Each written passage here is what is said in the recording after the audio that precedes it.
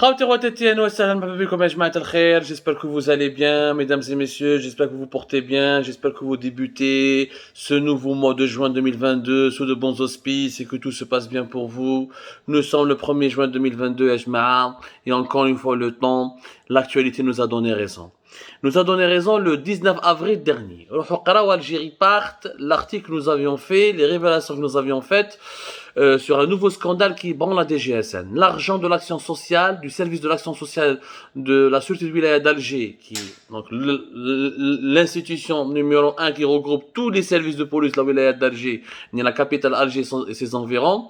Il y avait un scandale qui a ébranlé le service social de la Sûreté de Wilaya d'Alger, où cet argent a été détourné par des policiers pour s'enrichir illicitement, pour s'acheter des voitures de luxe et pour s'acheter des objets, tout simplement luxueux, inaccessibles pour le commun des mortels, avec l'argent public qui est censé financer des prestations sociales au profit des policiers algériens et de leurs familles. Nous avons parlé de cette histoire le 19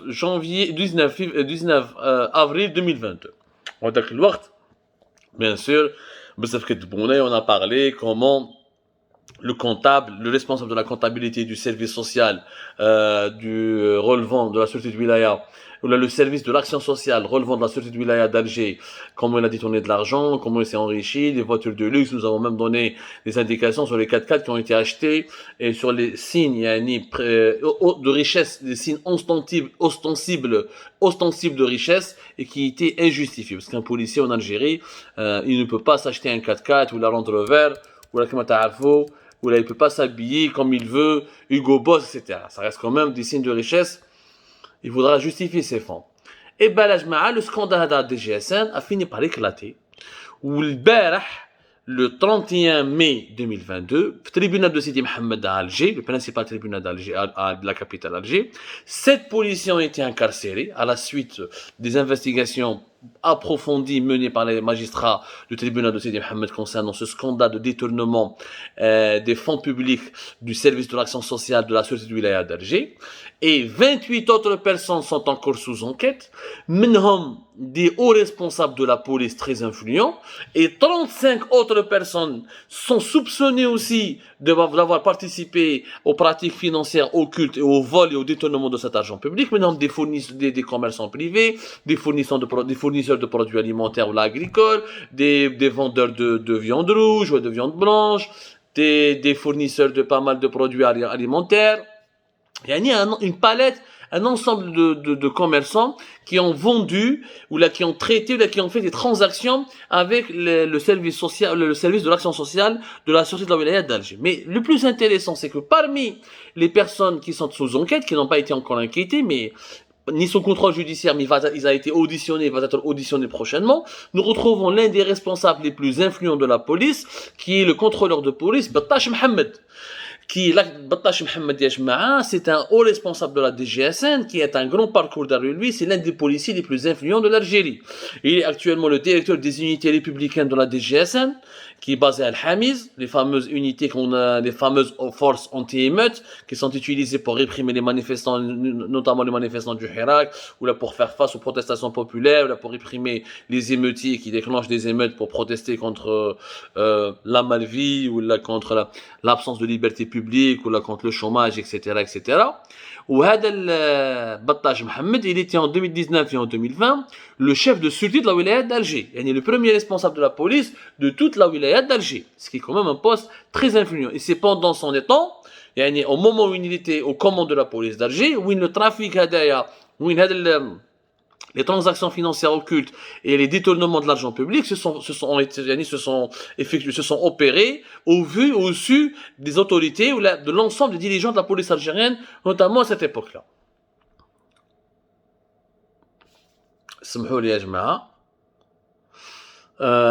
Qu'est-ce que je voulais dire aussi? Voilà, il y a une petite coupure, il n'y a pas de coupure. Donc,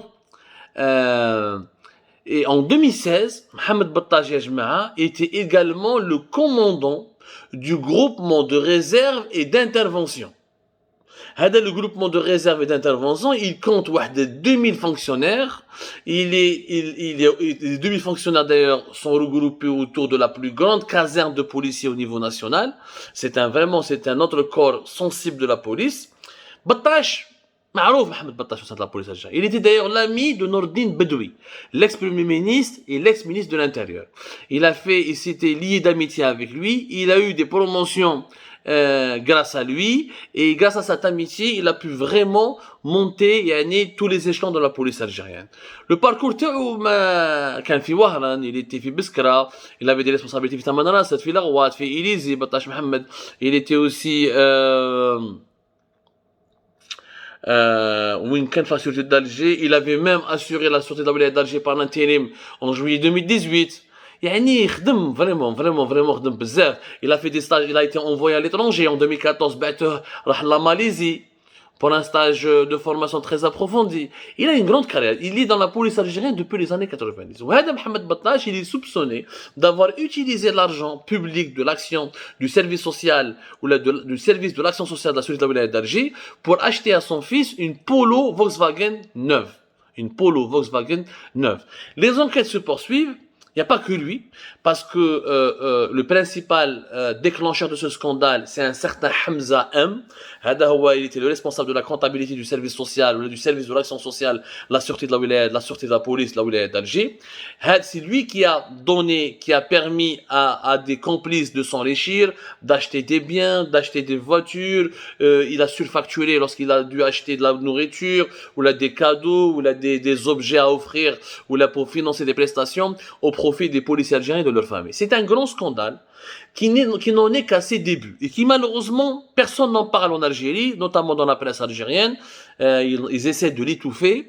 On en est vraiment au début et d'après mes sources, c'est que la justice risque d'aboutir à des découvertes vraiment surprenantes et pour ne pas dire scandaleuses, parce que le préjudice financier n'a pas été encore déterminé. Pour le moment, la première somme dont on parle, c'est qui a été dilapidée, c'est 35 milliards de centimes d'argent public. Mais comme il s'agit, l'enquête est encore en train d'approfondir, on est en train de contrôler tous les comptes et toutes les dépenses, on risque de découvrir malheureusement le préjudice financier risque vraiment d'atteindre un niveau, un seuil beaucoup plus élevé. Je vous rappelle que ce scandale a commencé lorsqu'une mission de l'inspection régionale de la police de la région centre, qui relève de la DGSN, donc de la police algérienne, de la Direction générale de la sécurité nationale, a commencé à enquêter à la suite de dénonciations qui sont parvenues au nouveau patron de la police, Farid Zendine Béchir. Et la police a enquêté de son côté, mais on ne sait pas si l'inspection régionale de la police pour la région centre, si elle a réellement fait tout son travail. On attendra les conclusions de la justice, mais c'est un scandale inouï qui ébranle la DGSN. C'est pour vous dire que même les institutions sécuritaires sont concernées par la corruption, sont noyautées par les pratiques les plus immorales et les plus illicites. Mais on n'en parle pratiquement jamais.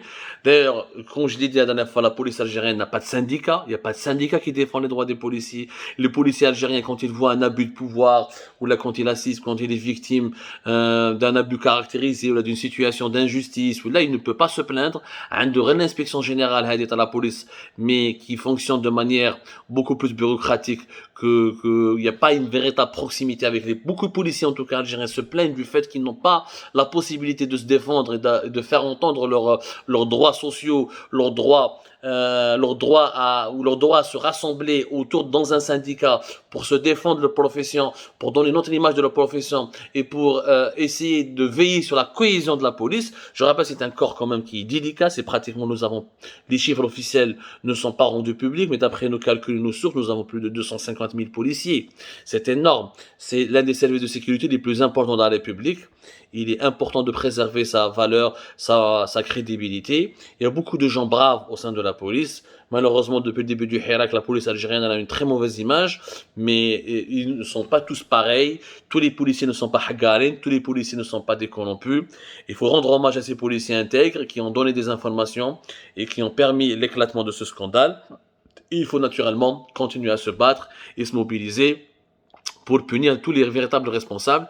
La question qui se pose, est-ce que Mohamed Battash sera auditionné sérieusement, sera mis sous contrôle judiciaire, est-ce qu'il sera inquiété, ou là, son amitié encore une fois, et sa proximité avec Nordine Bedoui va lui permettre de s'en sortir et indemne. Et finalement, ce que nous avons peur que ce scandale, à la fin, il n'y aura que les 7 simples policiers plus le comptable qui seront sacrifiés, alors que les vrais hauts responsables de la DGSN, ceux qui en ont profité et qui peut-être n'ont pas laissé de traces, ou là ils ont effacé les traces, ils risquent de ne jamais être poursuivis et personne ne va leur demander des comptes. C'est pour ça que Algérie Part s'intéresse tout particulièrement à ce dossier pour préserver l'exemplarité que doit donner cette institution républicaine. C'est comme ça, à tout à l'heure pour une prochaine émission.